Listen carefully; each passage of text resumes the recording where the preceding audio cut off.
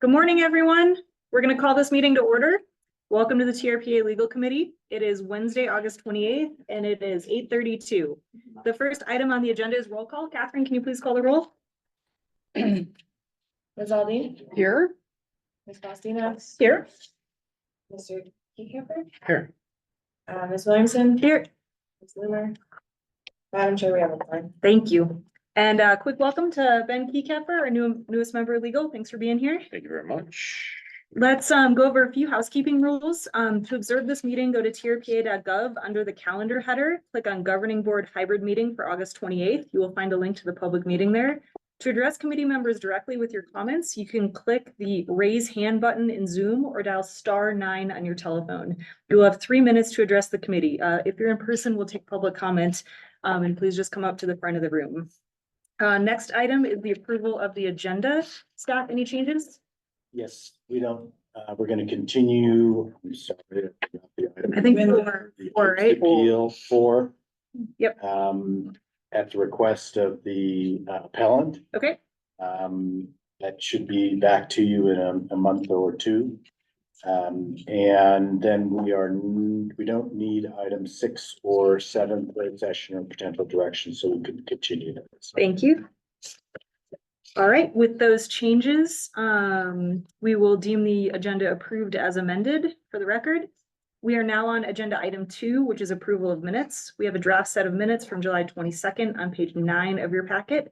Anyone wishing to make a change? All right. Well, Madam Chair, I move to approve the minutes from the July 24th, 24 meeting as presented. Thank you. All in favor, please say aye. Aye. Any opposed? Motion passes. Let's move on to agenda item 3, which is the general counsel transition discussion. I think first off, I'd like to welcome Julie Reagan. This is a really exciting and important discussion. It comes with a bit of sadness because we are losing one of my favorite people here, John Marshall, to the abyss, to retirement.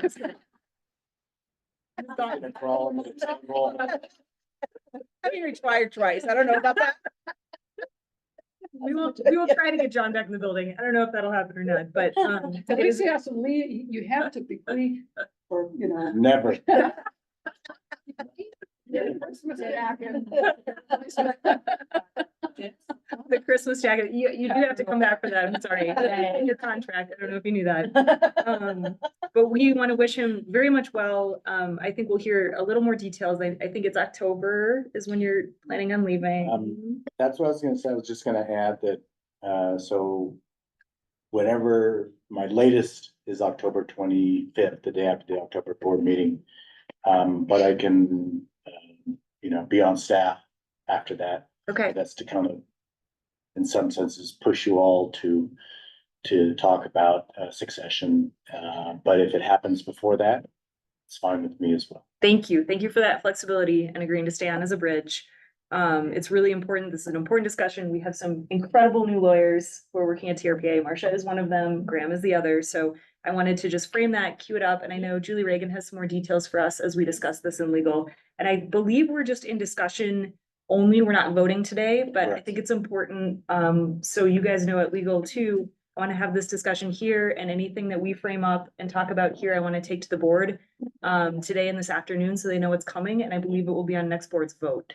So in legal, we'll hear details and discussion and some of the planning around it. So Julie, do you want to Perfect. give us some more details? Yes, perfect. Yeah, thank you, Madam Chair. Julie Reagan, TRPA's Executive Director.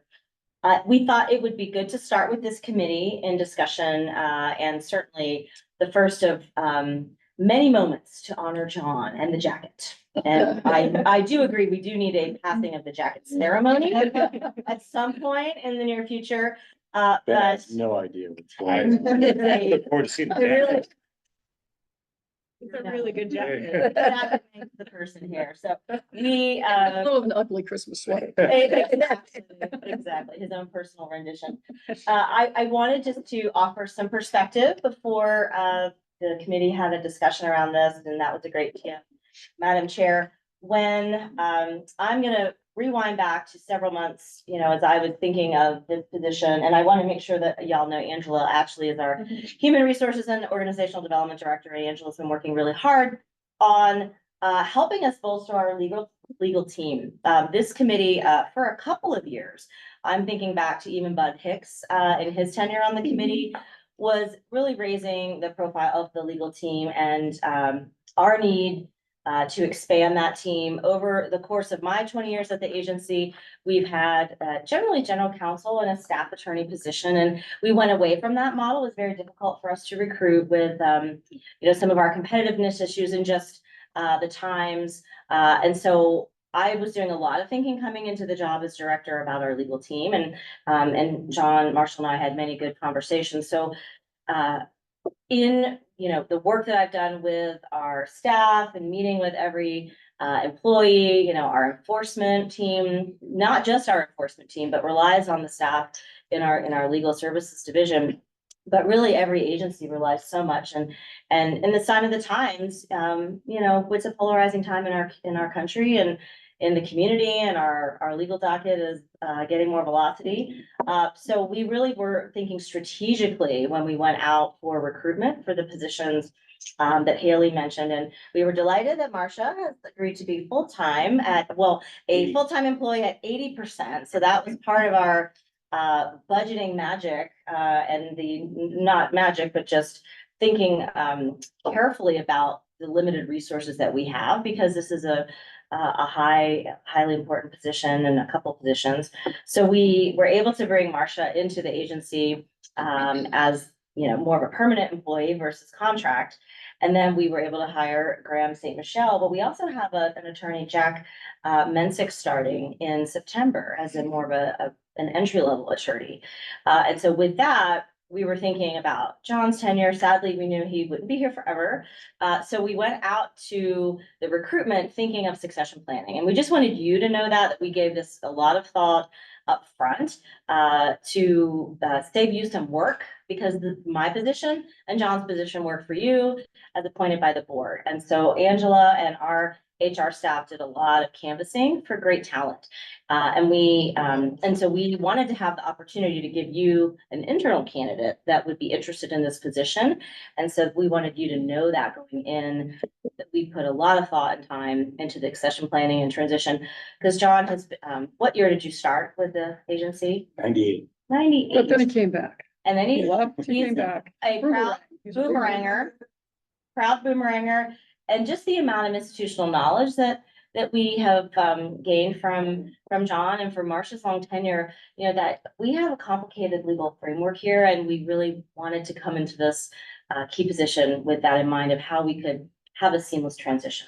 So just wanted to offer that context of Thank Madam you. Chair. And if there's anything you wanted to add, Angela, feel free to jump in. No, I don't think so. I mean, it was all about, leadership continuity, and John's been working with the new team that has come in for the last several months, so. And I did want to just piggyback off that for a minute. And John, I want to make sure if you wanted to say something as well. I sat in on the interviews for Marcia and Graham and for all the candidates. And one of the questions we asked them was, would you be interested in filling the general counsel role if and when John leaves? And so we had that discussion up front, knowing that was an important step. And one of the thoughts at the time in the interview process was that John could be here to help train up our new lawyers, so we would have the seamless continuation. So the thought was put in just to flesh that out a little bit. I think the thought was put in during interviews, and the candidates, I think, not only stepped up to it, I think we were so lucky to get who we got. So just my 2 cents there as well. And I don't know, John, don't feel obligated, but if you wanted to say something here, then I'm gonna open it up to discussion. No, I think that was definitely part of the recruitment intent, was to look at someone who, I knew I was going to be phasing out. And so we wanted to look at people who could take over. Graham's not here because he's trying to be delicate about not showing up for discussions like this. And Marcia can talk about her plans. But I do think we do have, Graham's a qualified candidate and is interested in the position. But we want to make certain that you all have an opportunity to, express your thoughts on a good process for succession planning, and then hopefully to take a look at Graham and consider him as a potential candidate. Thank you. And I would be remiss, I have to say, we could not run legal without Catherine. Our anchor here that deserves a lot of credit and appreciation as well. And Catherine was on the interview panel as well. Yes. And all of us who served, really looked to her first. Okay, what'd you think? That is so true.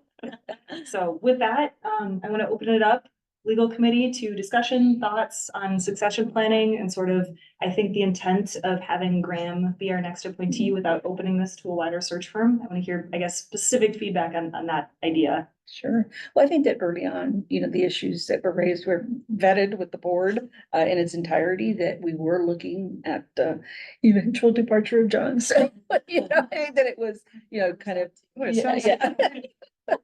I didn't get to drive with them today. So, but I really want to acknowledge that was very thoughtful and forward thinking of the executive team to, put that in motion and clarity. I think that it was also articulated very clearly that the position was not guaranteed as well. And that we would be independently as a board, making that decision when it came to make that. So I feel very comfortable with the process that we're in, and I'm thankful that all those considerations were made ahead of time. Thanks, Belinda. I agree too. I mean, John and I had a brief conversation. I think that Graham is very suited for this position. He's got a very reasonable personality. I mean, he's very placid, which is good, as opposed to John, who was very volatile. And hopefully he will pass in Nevada bar. Otherwise, we're going to have to rely on John, at least for the near term, to provide us with that sort of continuity when it comes to being licensed in the state. But no, I'm obviously it's we need a certain amount of flexibility here, because there's some uncertainties.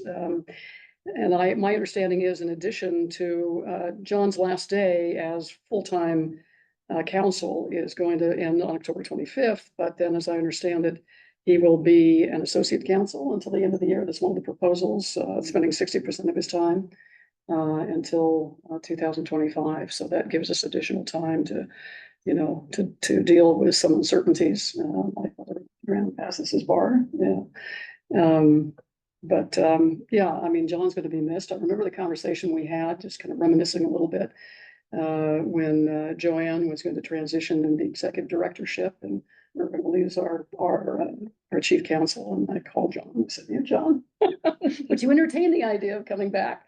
And thankfully he said yes.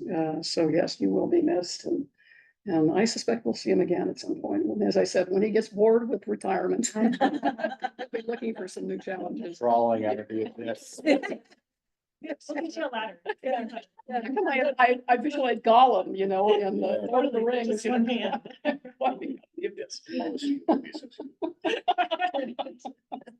Thank you, Shelley. Thank you. Ben, any thoughts? Yeah, look, I'm certainly new to the process and have an opportunity to work with Graham.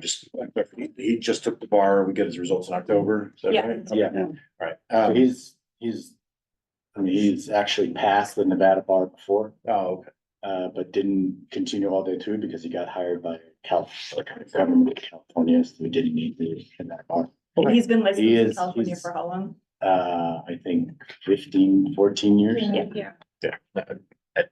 Just figuring out timing for Yeah. results and all of Mhm, that sort of thing. So, look, obviously people I trust who are, have faith in him, his ability says enough for me, but I also am a believer in effective succession planning and bringing people in and bringing them up and giving them the opportunity to move into higher positions of leadership. I think that's important from an organization standpoint. So,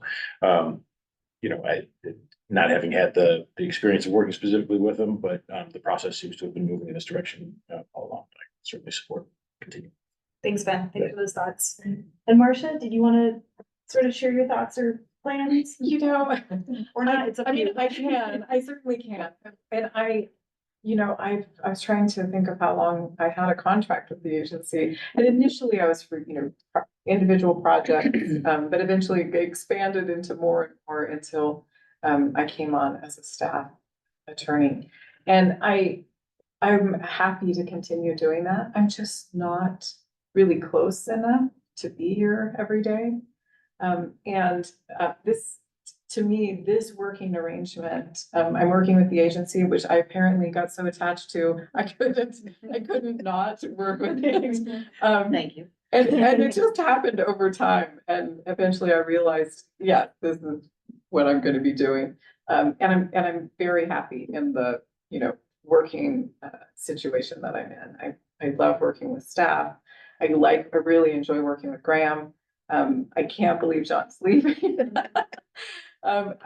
John is one of my favorite attorneys to work with over, the course of my, time working with, attorneys in law firms and taking cases together, but John has definitely been just a great, mentor in some ways, but mostly just, as I watch him, I try to pay attention to everything that John's doing so that we can carry on. Yeah, and I think that it's a really good, working relationship going forward with Graham, and I will do everything that I can to support. I've done, a lot of, agency work through what's getting to be a long time in practice. Thank you so much, Marcia. Thanks. Well, this was great, you guys. The only question I have though, is I Yeah. don't want to see John come back, representing appellants or Oh, representing filing suit against the agency because of his familiarity with the code. Yeah. Let's see. Thanks, John. Unfortunately, that happened with the coastal commission. Not from the abyss. You can't. Yeah, right. All right. Well, I really appreciate the discussion this morning. I'll make sure to report out to the full board and thank you guys for the thoughtful comments and discussion. So we're, for the appellant's request, continuing agenda item 4, which brings us to agenda item 5, which is the appeal of denial of single parcel peer application 3180 Edgewater Drive, Placer County, California, assessor parcel number 093072041, TRPA file ERSP 2022-0021, and appeal file number admin 2024-0006. This is page 137 of your packets. As a reminder to the public, after board discussion on this item, you may raise your hand to be called on in Zoom or unmuted by TRPA staff to share your comments. At this point, Marcia, if you could please present for staff, you have 15 minutes. All right, thank you. I'm Marcia Birch, Associate Counsel. I will be presenting staff's position on the appeal. We can go to the next slide. The staff recommendation, well, as noted, this is an appeal of an executive director denial of a single parcel peer application for a parcel Dollar Point subdivision. And the staff recommendation is to deny the appeal and affirm the executive director's decision to deny the application. The next slide is the issue on appeal. There's just one issue. There is no dispute that the peer application was consistent with the development standards for a single parcel peer. The only issue is whether or not the parcel is eligible for a single parcel peer. And we'll go to the next slide, which is the location. The parcel, the applicant's parcel is the red outline there, and the Dollar Point Association peer is also in the picture there to the left. So the next slide, a very brief recap of shore zone regulation. You all know that this has been a very long process. There has been some argument from the appellant that we need to consider the legislative history of our shoreline plan and code. And so I just want to remind folks about shore zone regulations. Been going on a long time. It started in 1976. Over time, there were multiple planning efforts, as you're aware, and in 2018, the current shoreline plan was adopted. Shoreline development capacity is limited by a number of TRPA thresholds, including scenic. This results in a small number of peer allocations. So the challenge over time has been how to fairly allocate or distribute these allocations. Long before the 2018 plan, TRPA had policies in place that rationed peer allocations, including restricting those with access to a multiple use peer. Before the 2018 plan, a parcel that had access to a multiple use peer was ineligible even for a multiple use peer on their parcel. And that was relaxed a bit in 2018. And they can now apply for a multiple use peer. The Dollar Point parcels have long been considered to have access to the Dollar Point Association multiple use peer. That's appeared throughout, the history of the development of the shore zone, regulations. So we can go to the next slide. The 2018 shoreline plan, I just want to highlight a couple of key features. The key feature is the reduction of overall development potential by giving priority to multiple use piers and piers that retire development potential. The EIS for the 2018 shoreline plan identified Dollar Point Association as a homeowners association for the purpose of that, as a multiple use pier in that analysis. And the code section at issue is on the next slide. Section 8442A5. This was the basis of the executive director's denial. This code section provides that if a parcel has access to an existing homeowners association pier, they're not eligible for a single parcel pier. So we can go to the next slide. Little background on the Dollar Point Association. The association operates a pier that was recognized as a multiple use pier by TRPA in 1992. It serves all of the properties within the Dollar Point subdivision. Parcels within the Dollar Point subdivision are all eligible to access the multiple use pier upon payment of an initiation fee and dues. So the next slide is, this is the finding that the executive director determined the parcel is within the Dollar Point subdivision. And the parcel has access to a multiple use pier recognized by TRPA and accessible to all the parcels. And staff has analyzed the issues and concluded that the Dollar Point Association pier is a quote homeowners association pier, as that term is used in TRPA code section 8442A5. These conclusions are consistent with the TRPA multiple use pier recognition in 1992, the shoreline plan, and the ordinances. So this brings us to the arguments raised by the appellant. The appellant contends that the interpretation of this code section relies entirely upon the definition of the term homeowners association. And it's staff's position that the issue is actually whether the Dollar Point Association pier is a homeowners association pier, as that term is used in the code section. It's not really the definition of homeowners association, because the critical issue in that code section is whether or not they have access to that pier. So in the California and Nevada definitions of homeowners association that are raised by the appellant are really, they have been developed by those states for regulating common interest developments. So they're really not relevant to the interpretation of the TRPA code. The question is whether the homeowners association and pier, the term homeowners association pier applies to the Dollar Point Association pier. And in light of the history of the shoreline plan, the environmental review for the shoreline plan, which recognized the multiple use facility there, that is the issue. So the term homeowners association as used in the code does not have the legalistic meaning given to it by the appellant. Appellant argues that only those homeowners associations that qualify under California law, possibly Nevada law, would be covered by this code section. The TRPA code does not reference the state definitions, and as used in the code, it has a functional definition. The same term has been used in a functional way through decades of analysis and study of the shore zone allocation system.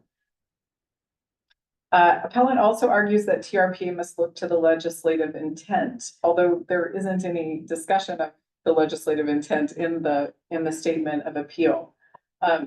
The code section specifically used the term homeowners association, and the appellant argues that the intent of the use of that term was to limit the application of section 8442A5. There's no evidence in the history of the development of the shore zone plan that would suggest that there was an intent to limit that application.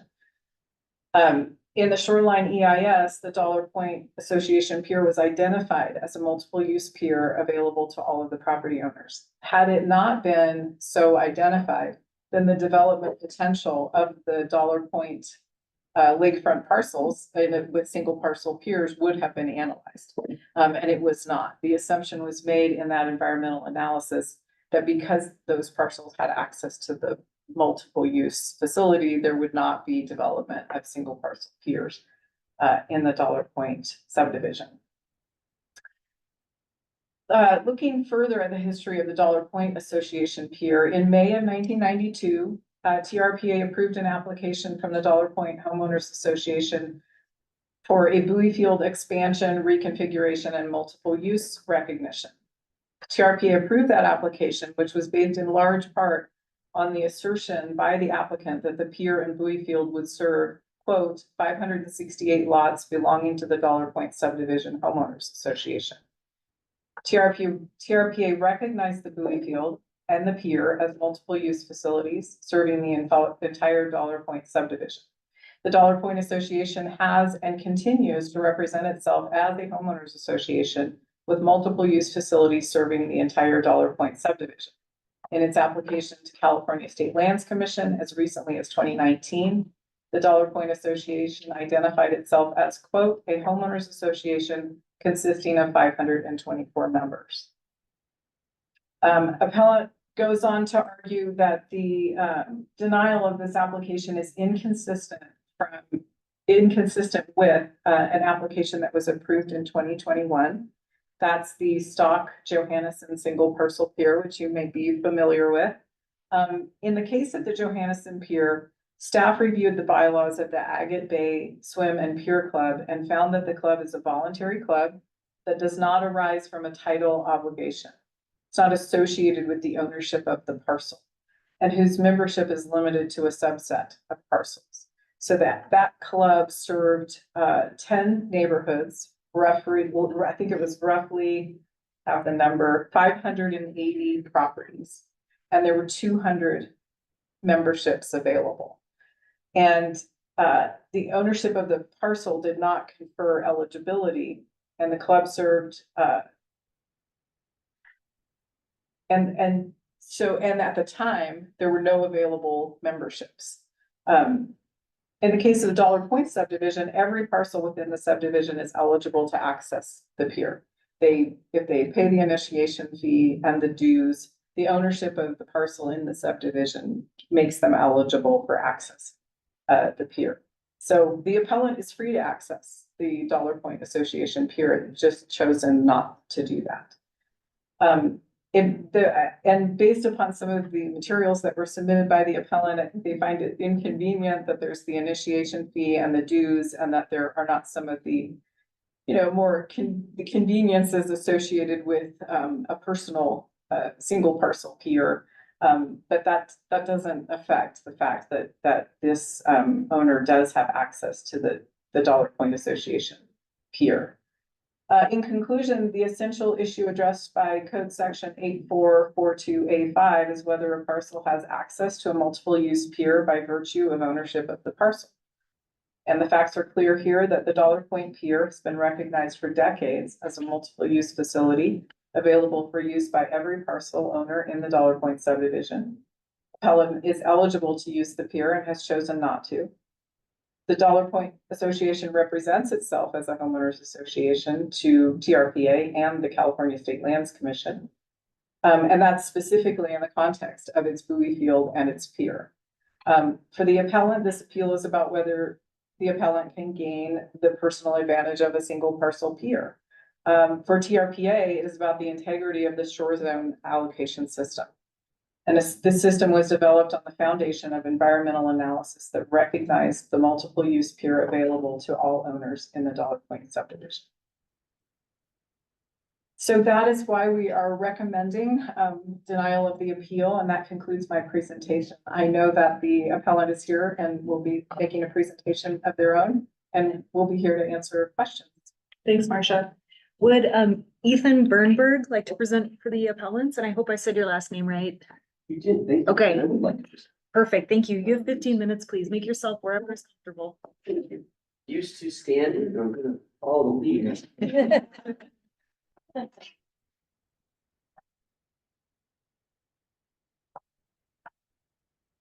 Good morning, honorable members of the TRPA meeting committee and the TRPA board. I appreciate the opportunity to present today. My name is Ethan Bernberg. I'm a sign law, primarily at the trustee office. I'm the representative. for the appellant. Mr. Muto, the principal is also here today if you have additional questions. Well, can we go to the next slide? First thing I want to say is we've identified the issue correctly. Access to an existing homeowners association group. But we're asking you today to look at those words and have a statutory interpretation of your code ordinance. And we disagree with the way that you're interpreting that, or the way this TRPA staff is telling you to interpret it. We also disagree with the facts that were just presented by staff. Inside your staff. And I'm going to go over. The first thing I want to talk about is that we have alignment between the parties. The appellant and TRPA both agree you need to limit single parcel peers. It's very important. Prohibition is right. Because if everyone had single parcel peers in Lake Tahoe, it wouldn't be nearly as big as this. But in the context of this appeal, just are significant problems with TRPA staff reports this recommendation to the ordinance this year. First part is that staff is relying on assumptions of the 1992 staff. 1992, we had different rules, we had different regulations. No one was talking about limiting single parcel peers at that time. Using that to interpret this code, the code also uses the words homeowners association, and it doesn't define homeowners association in chapter 90 and chapter 84. Nowhere there. You're not provided with any guidance of what that definition is. You need to define that because this is an appeal regarding statutory interpretation. See, then you can then decide whether or not Dollar Point is actually a homeowners association. If this was 1992, I think the report might have some variance, but it doesn't. And I encourage you to consider that when you're looking at the actual facts in this.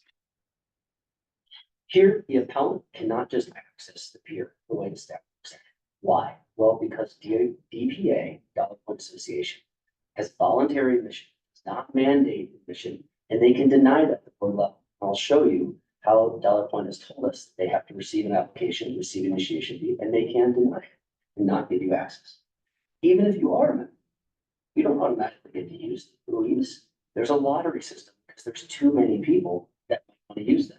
They do a lottery, and if you win that lottery, one half of the sum. The peer doesn't have a boat launch, doesn't have a place to store the boat. This is not the type of situation that I think TRPA intended when it passed this. And contrary to what staff is telling you, I do believe, and I'll touch upon the aggravated situation, that if you deny this appeal, you are ruling inconsistent with TRPA precedent, and you're also just not following. So let's move forward. Next slide, please. We start the denial level. As staff has said, there's just one issue here, it's eligibility. Staff reviewed all the plans and said there's no problems in the other issues, you're just not eligible. Because we found that your parcel wasn't part of an HOA in the GIS layer, quote, used for the preparation of the 2018 shoreline EIS. Now, I went to that source link on the denial letter and I could not find anything that says Dollar Point is in the HOA. Navigated around the system, I've asked other people to do it, I've asked the appellant to do it. I don't know if there's internal views that TRPA has, but the picture on that denial letter is something I could never find. I think that's important because one of my themes here is that the public needs to understand what their rights are. We need to be able to tell them whether to be HOA. Next slide, please. So this is how you interpret a statute. This is very important with all the things that have been said to you, both by the appellant and by the staff. First, the words of the statute provide the most reliable indication of legislative intent. If you know you could put something in a statute and it's in the history, and this is important, touch upon this in the staff report 2018, and then you don't put it in the code, courts will infer that you intentionally didn't put it. It cannot be used for a basis of any type of intent or that type of argument. Probably most important here, words need to be interpreted to be a workable and reasonable in accordance with common sense and justice to avoid an absurd result. Based on the facts of this case and the law that you need to apply to have statutory construction of your own code, it's going to be an absurd result. You say Dollar Point Association is a homeowner association, or that this appellant has access to a peer. Next slide, please. Okay, so how does TRPA define a homeowner association, right? This is important for you to know. In the code of ordinances, no. In the shoreline EIS, it's also not there. And the staff report, it's still not there. Now, in the staff report, they do touch upon what I've raised to you, what is the right definition. mandatory versus voluntary admission, but staff is telling you that's inapplicable. Don't worry. Why is this so important? Because if you have no definition, you have no conflict. Next slide, please. And that's important because in the staff report, TRPA quotes the case Lake Tahoe Watercraft Recreation versus TRPA. That's a completely different case where the plaintiffs alleged a violation of state law and state constitutions because of the TRPA ordinance. This was related to emissions inside the site. And the court in that case says, quote, a conflict exists when it's impossible to comply with both state and federal law. Here, there's no state law violation. There's no state law to be subordinate to TRPA's regulation. This is just simply a statutory interpretation case with no federal law and no TRPA code definitions. So if you have no guidance from staff of how to define it, are you going to ignore it? That's one of the questions I have for you today. Next slide, please. You don't have to, because the state of California has defined what an HOA is. I don't think I need to go through all this. I think everyone probably knows what an HOA is. Again, going back to saying how you interpret words, but there really are some key points here that we've raised in our statement of appeal. And here that I'll repeat. First, you have to have mandatory admission by virtue of buying the property. CC&Rs and declarations need to be filed. If you run a preliminary title report, you will know you're subject to that HOA's jurisdiction, whether you like it or not. Also, the HOA needs to have the right to pursue and enforce obligations against, whether those are liens and fines, the rights to foreclose. This is what an HOA is in California. Next slide, please. Since you're a bi-state agency, let's talk about Nevada. This was also touched upon by state. You won't be surprised to know that it's pretty much consistent laws. They use different terminology. They say common interest community. California says common interest development, but it's pretty much the same.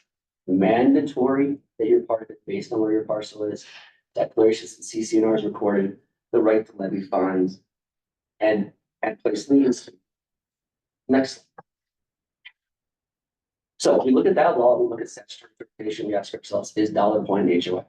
Well, contrary to what I heard staff just say, in 2000, Dollar Point actually filed documents with the Secretary of State. This is in your packet that I provided to you in my statement of appeal, saying that we're just Dollar Point Association. They took out the words homeowners association because they want to make sure everyone knows they're not a homeowners association. That by itself would be enough for me, but let's look at the law as it needs to be applied. They have no declarations or CCRs, no rights to enforce liens. They're a private nonprofit recreation association, and I do understand that staff took objection to that term, recreation association, in the exhibit I provided you. That's their words. I'm not creating a characterization for Dollar Point. I'm telling you what Dollar Point calls itself. But then again, the DPA membership only has 63 groups, and you have to win the lottery to use them. And as I mentioned before, there's no boat launch, there's no access to store the boats, there's pickleball courts and swimming. That's what DPA is. Next slide, please. This is an email that I felt was important for you to see. In the staff report, staff says, well, actually, the initiation fee is only $25,000, and it cites a 2019 website. Before I filed my statement of appeal and told you that it cost $50,000, I reached out. This is an email back to my law firm, them telling us what needs to happen. It may be more important because the price of the initiation fee really doesn't matter. I think between 25 and 50, or perhaps how high it might go if Dollar Point is continuing to be considered a homeowners association by TRPA. But the point here at the end, that second item, the board will review the application and vote on membership. So they can just deny membership. If they deny membership, you clearly don't have access to the peer with the TRPA staff as stated you do. Next slide, please. Again, looking at the staff report, background facts talks about eligibility. They discussed that the appellant checked no to the question, does this property have access to an existing association's peer? Well, Dollar Point is not an HOA under California federal law. Again, it's not defined in your code. Why would the applicant check yes? How would that make any sense? I think the key here is inconsistent positions and detrimental reliance by applicants and by the public. So here, the applicant's told, here, you've won the lottery. You can submit your plans. They pay the money to go do the plans and designs, think about environmental impacts, navigational safety, put forward all the documents, and then TRPA says, that all looks good, but oh, by the way, you were never eligible because you're within an HOA. I consider that a bait and switch. Just as that switch around, and if you are to deny the appeal today, will the appellant get back all the funds they spent that they apparently never needed to? If they were told from day one they weren't eligible? Because they could not tell when they answered that question because truly, under state law, where their property is, they are not part of an homeowners association. Next slide, please. This is again the staff quotes from, the quotes from the TRPA staff report, and they talk about the 2018 shoreline plan staff report. This is very important because staff bolded this, wrote emphasis added, and wanted you to see that when we're looking at intent, there's words called or similar peer after homeowners association inside their staff report. But did that language ever make it to the code section? It didn't. And it didn't make it to the code section because the first objection was sealed. If you look back at the history, they argued, Tahoe Lakefront Owners Associations argued against the inclusion of this language because they knew it would lead to inconsistent determinations. And ultimately, as I mentioned before, when we look at statutory construction, if it's not in your code, and especially if you have legislative intent for it to possibly in there, and you don't adopt it, it's unequivocally not the intent of your code. This is what the court, that's what you should rule today. Next slide, please. Now we're looking at aggravated. It's really important that we see that during this application, TRPA staff looked at it and said, under this exact code statute that we're issued today, there was not mandatory membership. Therefore, no preclusion for buildings in the parcel. Now, staff does tell you to just ignore that. It's not a basis of the determination. The hearings offered and needed. Of course it was, because TRPA agreed with it. If TRPA today agreed with our side and said $1 is an HOA, we wouldn't be here on appeal either. So it doesn't need to be a basis of determination. The key here is that staff knows. Staff knows what the right definition is. Staff knows what a homeowners association is, but they don't want you. And again, the point is clear, just like staff mentioned with Agate Bay, the bylaws are the same. You have to voluntarily apply. There's no mandate. You might not even get it. You might be denied by the TRP, the DPA. Next slide, please. But looking at what staff said was important in Agate Bay, there's even more analogous facts. As staff just mentioned, Agate Bay had 10 different neighborhoods, approximately 580 properties, but less than 200 peer applications. Dollar Point has only 63 buoys available that apparently serve 568 lots and 569 memory units. And I'm taking that straight from TRPA staff. So there's no difference here. The bylaws again are voluntary. There's not enough to serve the community.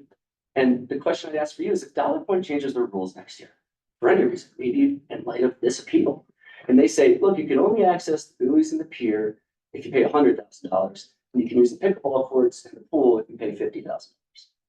Will then it be on point with Agate Bay? Then is it exactly the same? Even though it already is today, we can draw that distinction. And the point here is you're going to have inconsistent positions. That's something TRPA should. Next slide, please. A couple more problematic issues, and then I will wrap up and conclude. First, is the 1992 staff report appropriate to interpret this code section? I touched upon that, but I have to ask the question, does staff consider that Dollar Point Association can preclude admission, not allow access for others? Did they consider the buoy log? Did they consider how many people are in that area and what you actually can access? Then I asked the TRPA board today, the legal committee, to start.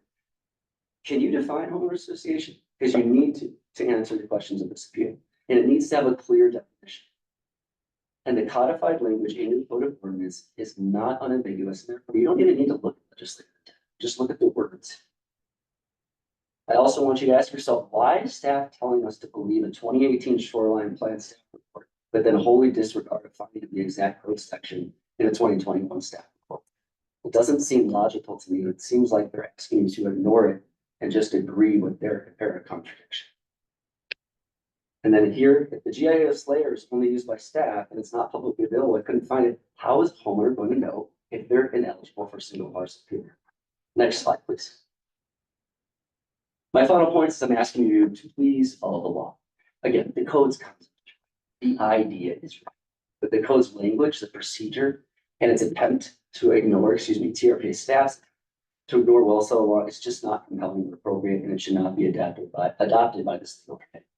We need to have public reliance on consistent decisions. Otherwise, we don't know where it starts and we don't know where it ends. Maybe public peers are soon going to be precluding parcel peers. Where does this all go? If you don't have clear guidance of how to adjudicate this appeal and you deny the appeal, it's an abuse of regulatory authority.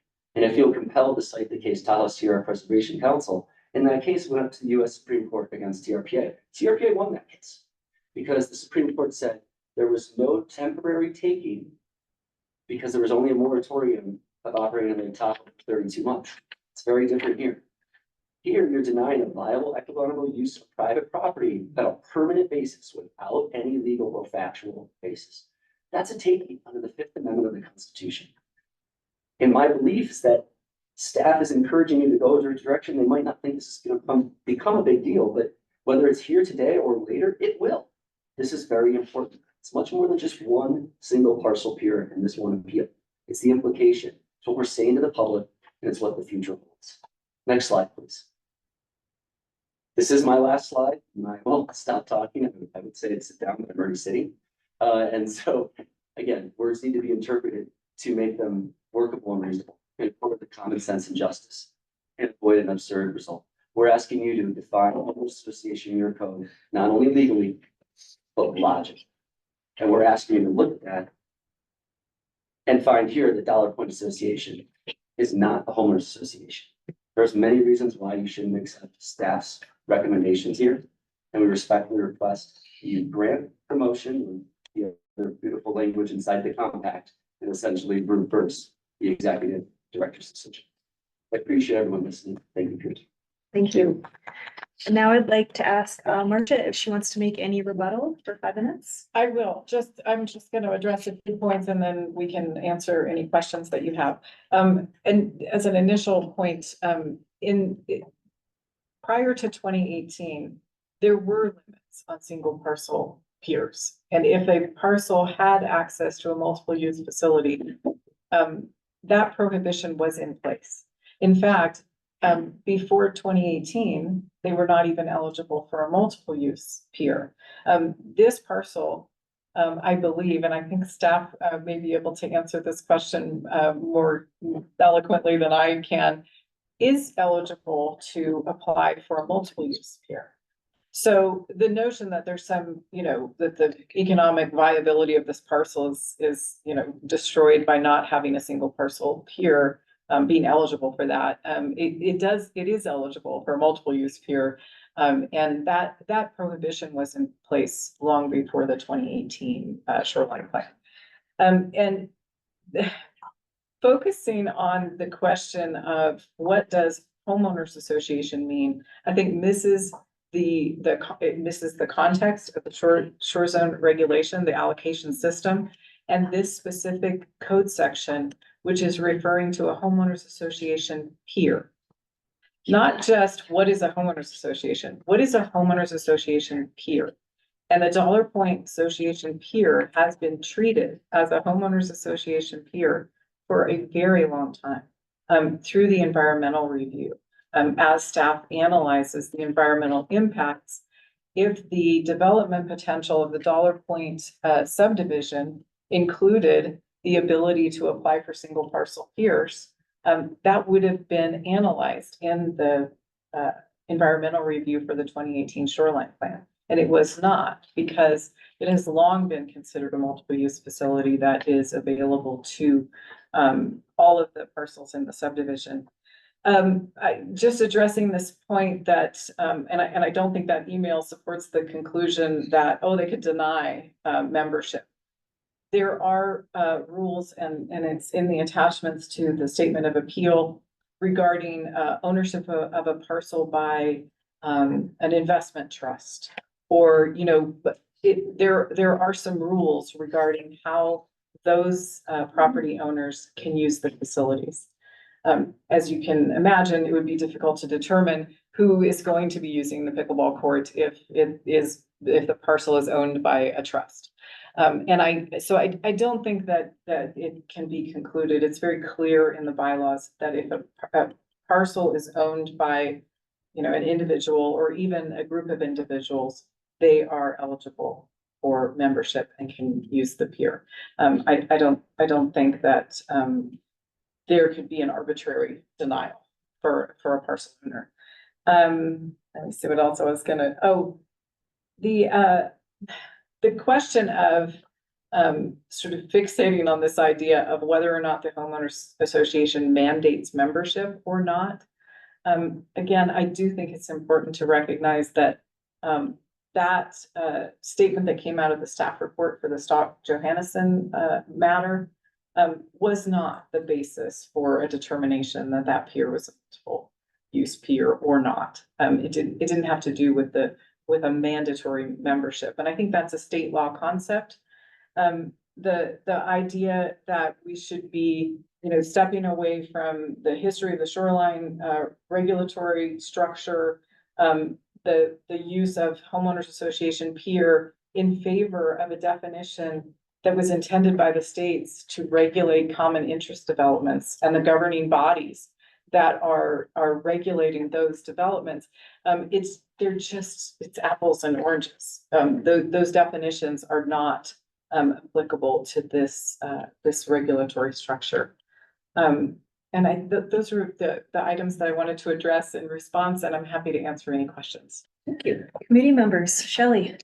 So Marcia, my understanding then is when I read the material, I mean, homeowners association is used more as a descriptor for an association of homeowners, basically, who pay for, in this case, the privilege of using a pier and other amenities in common with others. I mean, it's not capital H, capital A, it is a descriptor. And I presume that was staff's interpretation. Do you know if the DPA board has ever denied an application for membership other than in the instances you cited where a piece of property is owned by, a consortium of people and therefore may be denied based on the fact that there is limited capacity for the amenities? No, I'm not aware of that type of a situation. And I did not inquire of the association or. Okay. And if I can I ask counsel?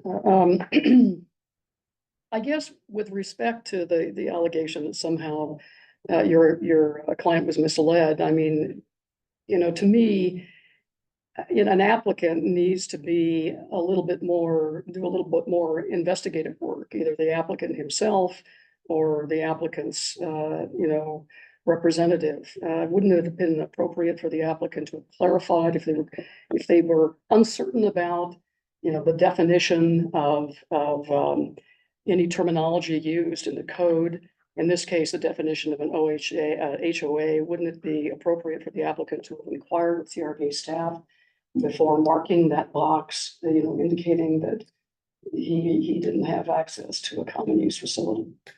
I'm not gonna disagree with the fact the applicant could have inquired. But to the same extent, I would say TRPA could have came back and said, hey, we looked at this and based on our GS, you're not inside the points. I think there we're just kind of pointing fingers, well, you could have done that, you could have to. My bigger point is that this is a right for future problems. And I think the idea of whether or not you check the box really might make a difference in this appeal. It's really the fact that you don't have a definition in your code section, and therefore you have to rely on something. You have to define it some way. And when you read that question, you say, am I part of the homeowners association? If I read that today, I would say, yes, because I live in Glenshire and I pay dues. And if I don't, they're going to foreclose on my home. I knew I was part of that HOA. Completely different if you go buy a residence in Dollar Home. And I think you have to look at exactly what the term is. You don't need to even go to legislative intent, although I think it's appropriate for us to talk about. That's not the way that you construct the statute, the way you interpret it. You look at the words, you look at the interpretation, and you look at the fact that the words or similar peer was intentionally not included in your own code. So I'm not going to disagree that maybe more discussion could happen, but I don't really think that's immaterial or dispositive of this appeal. The real reason here is that if we deny this appeal, if use lead committee recommended and the TRPA board follows that, you're opening the door to a whole slew of problems. Who is a homeowners association? What is a homeowners association? We don't know. We don't know today. And I think that's why this appeal needs to be overturned. And then to the extent there needs to be amendments in the code of ordinance to make that more clear, that's TRPA's choice. They can have the committees work on that and bring it up to the governing board. You can't do that today. And you can't use that as the basis to deny this appeal. So that would be my best response. Okay, and to follow up on that, I mean, your insinuation is that the applicant has basically, incurred costs and, to his detriment as a result of moving forward with the application. But I guess that's why I asked the question about the importance of asking clarifying questions, you know, before you make a large investment in anything. And I know that the applicant is here and would like to probably respond as well. Can I make a statement? Please. Yes, so my name is Gary Furamoto. I represent the applicant. And back in 2019, this issue did come up. I did have conversations with staff about Solid Point Association and whether we could make an application to the lottery. We had those discussions and it was determined that yes, we can make the applications. I did that application on behalf of this owner as well as probably another half dozen single family owners back in 2019. We did that again in 2021. This issue came to light in 2022 after they were awarded the allocation, and we had discussions about the potential that this would be an issue. Yet we were still allowed to make more applications in 2023, even after discussions by staff about this issue. And we discussed whether or not we could make those applications on behalf of single-use owners in the 2023 lottery. And we were able to do that after the discussion with staff. Okay, and one final question. I appreciate that clarity. You in your presentation, you know, you acknowledged that there's a certain advantage to limiting single-use piers. And you thought that was an important concept as it pertains to our shoreline ordinance. So, and I know the applicant himself is not here today. Presumably you're here representing him in his absence. So what, I mean, that is a legitimate recourse if this appeal is denied, that you could apply for a multi-use pier potentially. And given the fact that you agree that limiting single-use piers is important, why would that not be a viable course of action? Yes, right now, you know, in order to do a multiple use pier, you typically would do that with a neighbor of a neighboring property. They've had discussions with several neighboring properties. They're not interested in pursuing a pier at this time. So that discussion has been made and it was determined not feasible. Okay, thank you. Just add one clarifying thing to remember, and some of you have more familiarity with our peer application process. We only have a very limited number of peer allocations that we let go every 2 years. And so you provide a preliminary application, and it's relatively high level because we don't want people spending a lot of money to submit to the lottery an application. Then if they are awarded, then we go through our standard, you know, heavy review of an application to determine whether or not it meets all of the code sections.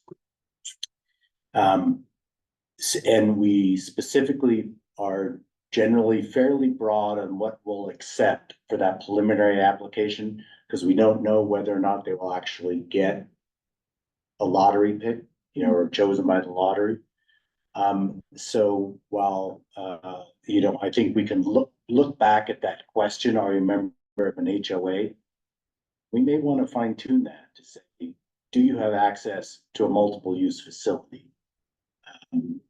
Our shorthand for that is, are you part of an HOA? So we can go look at our maps and see if you are eligible for that. So we may want to fine tune that question a bit, but it doesn't on that preliminary application. That question is just to kind of say, is there something that we should be looking at here that we wouldn't otherwise? And it was checked no, so it just went into the lottery. And so that's, you know, there's a little bit of difference between the preliminary application that we have to get into the lottery for the limited number of peers versus the actual full application that you have to do subsequently, and where we take a close look at everything, including eligibility. And that's how this one was picked up. John or Marcia, can you just clarify for me that we don't have a separate GIS map that TRPA staff is looking at that's not public? Brandy is willing to answer that. So we do have a 2017 littoral GIS layer on the public permit review map, which is what TRPA staff uses. You have to click on that and then you can pull up this table and it says if it's an HOA or not. And I was just thinking while we were having this discussion, I should reach out to our GIS staff to make it clear that's how you find it, because I actually had to ask when reviewing this, like, how do I find this? It is there, but I will work on that after this meeting to make that clear. But there is a GIS HOA layer that was prepared during when we were working on the shoreline plan, and that was used to inform the shoreline EIS assumptions. And it is available, but it is we could do a better job of making it transparent. I can at least respond to a certain extent that, and what she's saying, apparently it is available. I couldn't find it after multiple times, some time, as I mentioned, for people. So I might have said, maybe it's, I think what they're saying is it's hard to find. It's hard to find. It is there. It's hard to find. If I will look through this one. I have looked and clicked what I thought every possible button. I've had our staff at our office try to get in there who may be more technically Okay. capable than I am, and gone every which way to try to find this layer, knowing what we're trying to look for. Right. I agree. It's very difficult. So that's why I will work on this. And I too did every single drop down. I didn't want to say that I couldn't find it. If I just should have found it. That wasn't my point. I also think we're kind of diverging off the real point of the appeal. And I appreciate Mr. Walsh's comments. And, I want to make sure it's clear that I'm not really saying anything negative directly or personally as staff. Everyone's doing their best job here. My immediate family is a planner, used to be working in TRPA, and now works on the North Lake because that's where we live. That's not what this is about. This is about interpreting your code statute. That's why I want to say, that's why we're talking about homeowners association access to a pier. I appreciate Really, that. it's really not about checking the box. I appreciate that. I just want to make sure we're doing our best as well, because I think there was a side note of finding information. I think it's important we're doing our best so that you could find it. So thank you for that. And I would also like to point out that, when we file these applications and check that box, there was no misleading by just checking the box and hoping TRPA would miss that point. Of course, There were of course. discussions with TRPA ahead of making this application, as well as the several other single families that we did in Dollar Point, about how do we check this box. Thank you for that. And so this was not something that we just sprung upon TRPA. The TRPA is well aware of this issue. Can I just clarify? So you're suggesting or stating that TRPA advised you that you were eligible because this was not a part of an HOA? Is that what you're saying? I made the argument that it was not part of an HOA. They said, yes, go ahead and make the application. I made. Is any of that, do you have I that in made writing the by chance? argument that they are members of a voluntary recreation club. Mhm.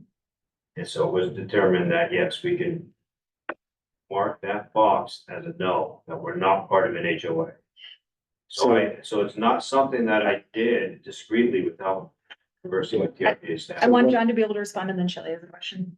So as to that particular question, Ben, what we do when we first get that first cut of, the preliminary application to get in, be eligible to be in the lottery. Mhm. So you're not even applying for a pier, you're putting in a ticket to get it pulled out. I think Shelley, you've done the drawing before.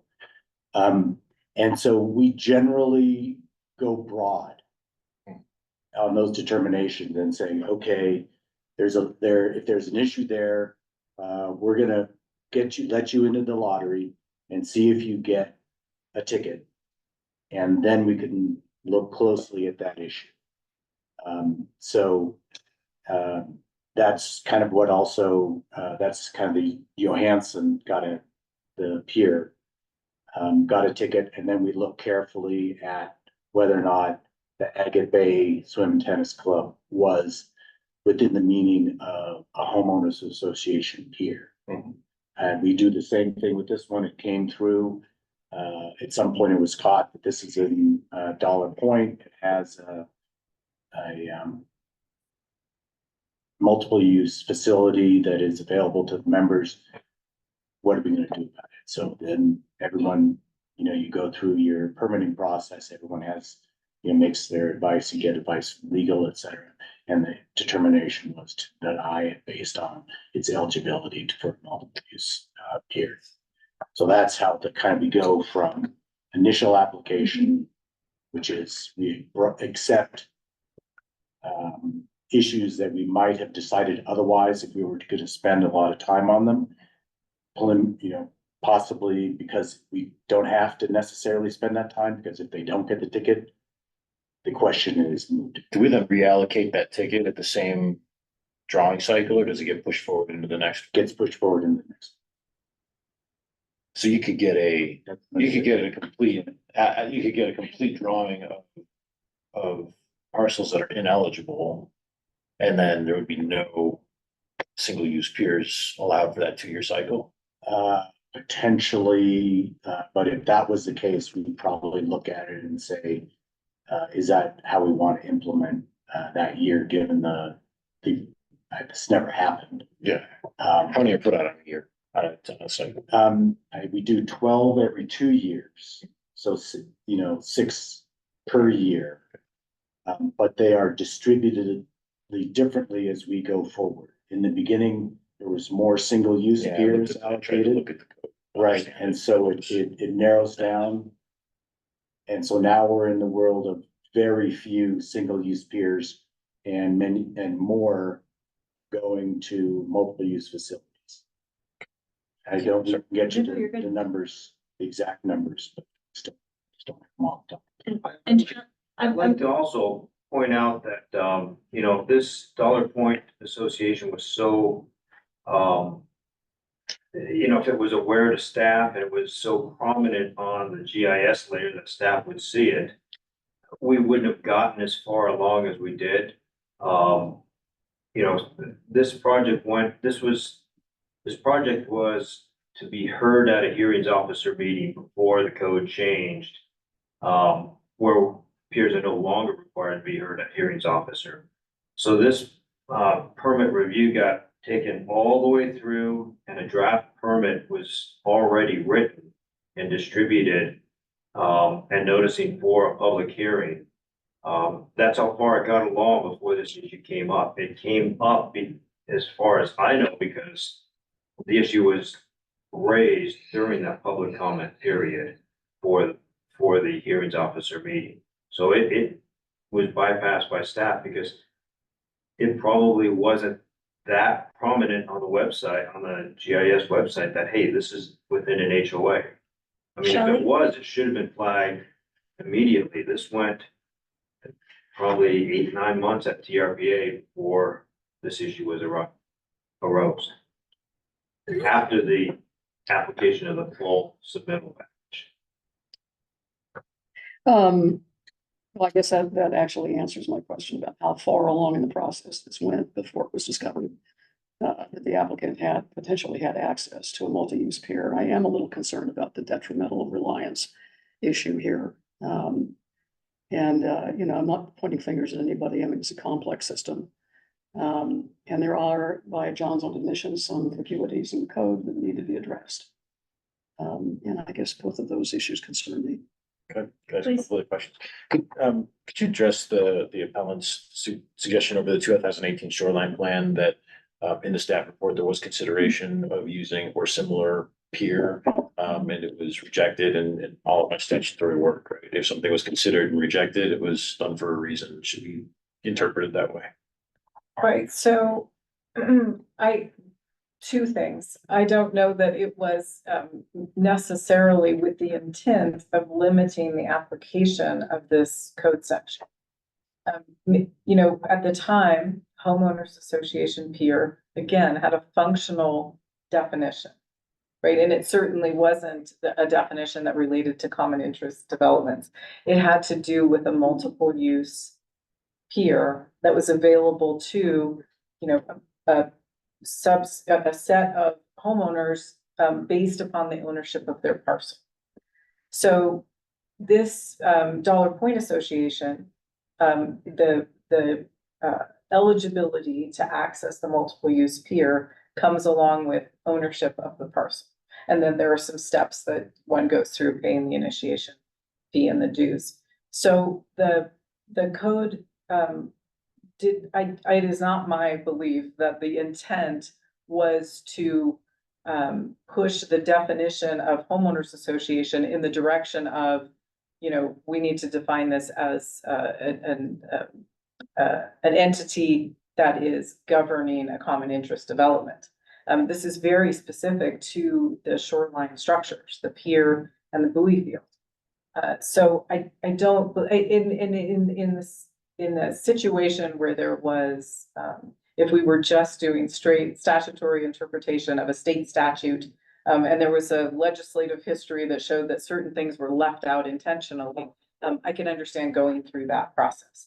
In this particular case, the Dollar Point Association, and I think it's important to bear in mind that long history. Dollar Point Pier has been considered a homeowners association pier through multiple iterations of the shore zone regulatory structure. And it's unfortunate that the GIS layer was difficult to access, but I don't believe that particular sort of canon of statutory interpretation suggests that the intention of the board at the time was to limit the application of this, particularly with respect to multiple use piers that had been recognized repeatedly as multiple use piers that were available to the parcel owners within that subdivision. And made a quick, I'm sorry. No, I was just gonna add that, just to reinforce that, is, if you look at Dollar Point, you'll see that there's few single-use piers compared to the other, one side of the other side. So it's clear that it's been a long-standing application of homeowners association pier, which has been consistent. And that there is not an intent to circumscribe or further restrict that language to just, Interesting. within the meaning of statement. My other question, the issue over piers and buoys, right? The language in the code is specific to pier access.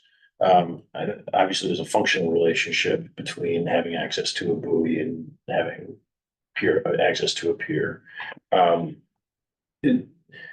Is there anything that in the code that applies that I guess I've interpreted that if you have access to the multi-use facility, that sort of that access is available and guaranteed.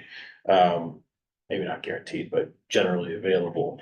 If there's no practical way of accessing it because you don't have access to a buoy to keep your boat in the water, is that really access to a common use facility? I can probably take that one on just because of my history. Okay. I believe this is the case, and I'm, like 90% certain, but I would want to double check. That the code prior to 2018 read access to a multiple use facility, not a pier, multiple use facility. And so the interpretation there was if you had access to a buoy field and they didn't have a pier, was that access to a multiple use facility, because we define a buoy field as a use facility. And I believe that the word pier was added in to distinguish between, or to make more clear what you needed to have access to. That we were not going to deny based on admission that you are based on access to a multiple use facility other than a pier.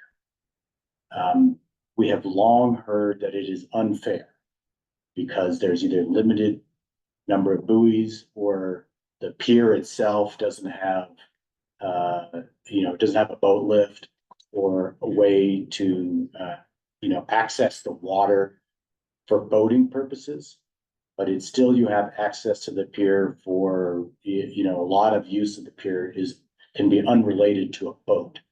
It allows you access out onto the lake, allows you, an area to expand your recreational abilities. It's why homeowners associations have piers to allow their membership to access the lake in a different way. So we have not limited that term, access to a pier or multiple use facility, functionally to say only if it allows you to boat. But if you have access to a multiple use facility, multiple use pier, regardless of, you know, whether or not it's a boat lift or a catwalk to facilitate boating access, that is not, we haven't taken that into consideration. Yeah, just real quick, my only comments to the first statement or similar peer. Again, I would have not brought that up and made that argument if I was not specifically told by those who objected to it. They said this was the exact argument we made, we told them this was going to be a problem, and that's why. It is my understanding, I was told that those individuals maybe providing public comment today, so you might want to question them. I wasn't there, but I do want to make sure you understand that I'm not making that argument without being told.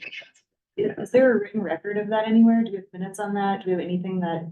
to the best that I can answer that question is that there is a written record of those objections, but the staff report is all that was provided. I understand that there is something there. I imagine it can be dug into. That's what I was told. There's writings on that, but it's not inside the staff report.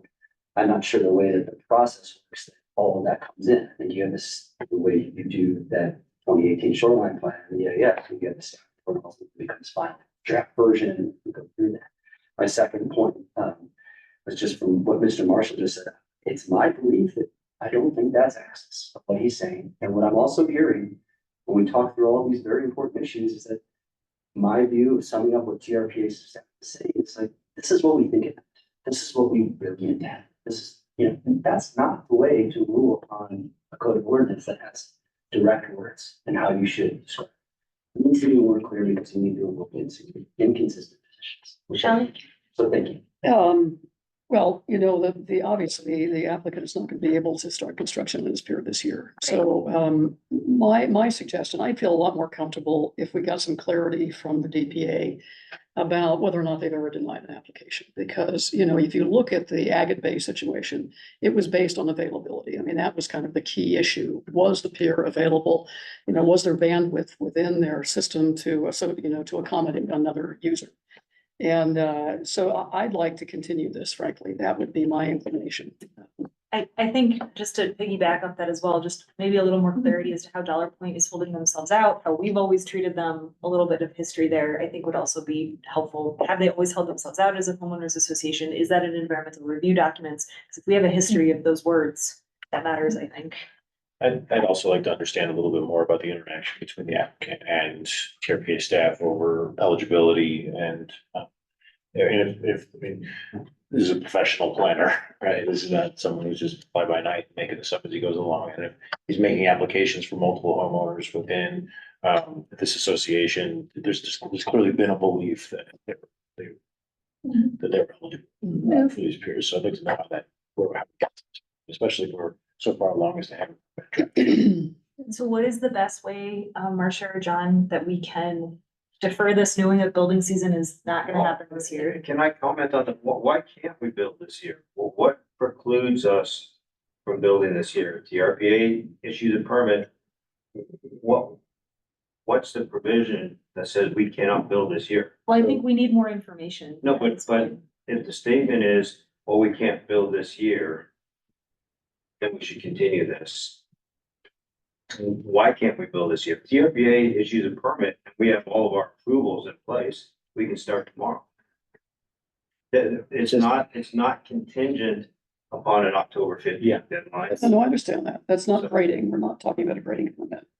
I don't know. I mean, it was that was maybe a misstatement on my part, and I apologize if that's the case, but we've got a lot of inclement weather during the winter months. So I don't know, John, maybe you can clarify that. Generally, we have a spawning season or a restriction during summer months for construction in particular fish habitat. But I don't know, Gary, if it's this area is identified as. I imagine, and I've got it in my notes here, that it's feeding cover, which would be considered prime habitat, which would say no construction during the summer months, during the spawning Right. season, so So the preferable then it period opens would up. be in the winter months, and in order for somebody to build a pier, you're out there on water, which is very subject to wind. And during summer months, especially if you saw this year, it might be calm at 8 in the morning, and by 9 o'clock, you've got to pull people off, and it's too dangerous because the winds have already developed by 9 o'clock, 10 o'clock, 11 o'clock. So it's actually more difficult to build a pier in the summertime than it is in the winter. If you have a calm day in the winter, it generally stays calm throughout that whole day. It might be cold, but these are people that are accustomed to working in those conditions. Okay, They'd much rather work in a calm situation sure. than in a windy So, situation. so I'm hoping that maybe these issues can be addressed within the next month or so. So that we could re-agendize this Yeah, for we can the bring it back. October meeting. Yeah. Or For the September. September, you can bring it back meeting. in September. Yeah. Okay. If that's. So you could continue, if in fact your appeal is granted, then you could initiate construction during this. And I apologize too, my ignorance was just you Yeah. couldn't get the materials you would need with Tahoe winter, but if that's the case, you know. Right. So my suggestion stands to Okay. continue this Yeah. until next month. And, you know, I don't know if there's let me check here, there may be public comment. No. The other comment I want to make is if this was so well known that Dollar Point was looked upon as multiple use pier. And then staff should have known about that and it shouldn't have gotten to the point of a draft permit. So my contention is it's not very well known that Dollar Point was a multiple use pier because your staff didn't even know. So I think we have a lot of information we'd love to see back on the table. The committee, should I guess I'm looking to you for procedure, take a vote at this. We also point need on public continuance? Yeah. Yeah. Okay. I think there an extra question or comment? I didn't know if you were. Oh, yeah, I just wanted to Please. clarify that we are going to be looking at the difference between the capital HA and the homeowners association peer. Mhm. You know, that to me is a really clear distinction that I want to make sure that's the reliance that I'm looking at in terms of what the staff's recommendation is.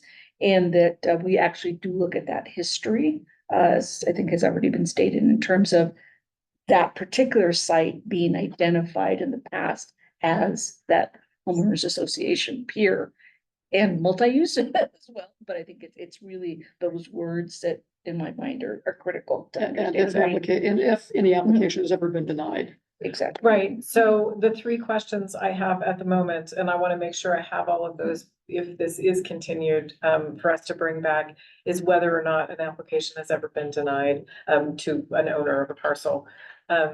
Also, the question of the status of the Dollar Point Association as a homeowners association. It's just in the last couple of years, and we can get the details on this, that it has stopped identifying itself in a very public way as a homeowners association.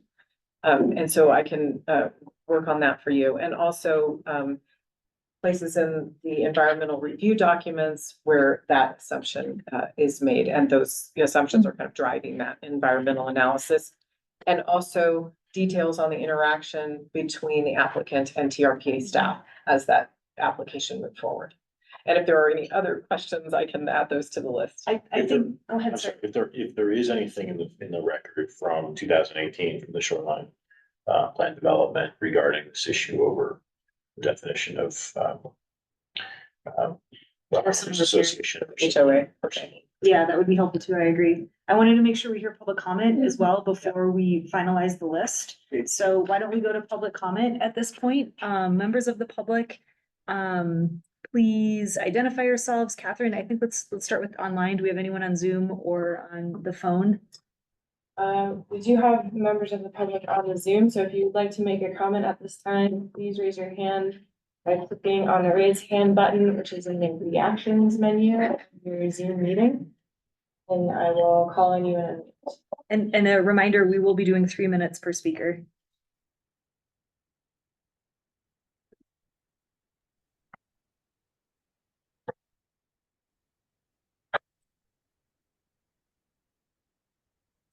And I can see, looks like Janice's iPhone.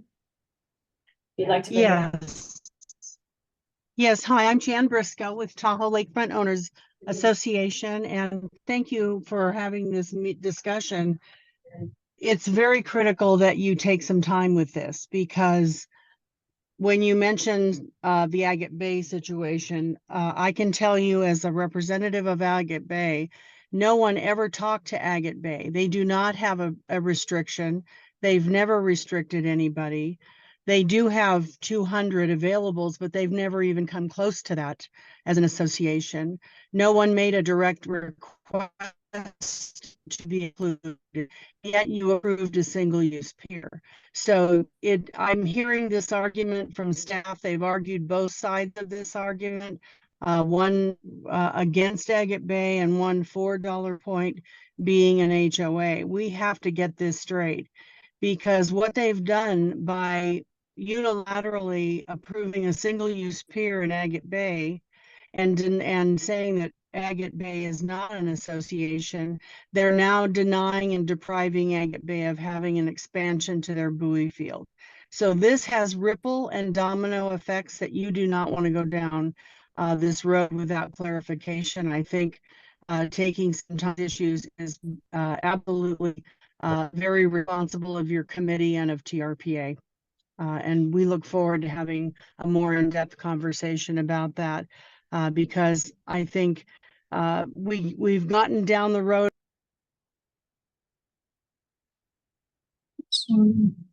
She just dropped out. Janice, how much time did you have left? Not set the timer. Okay.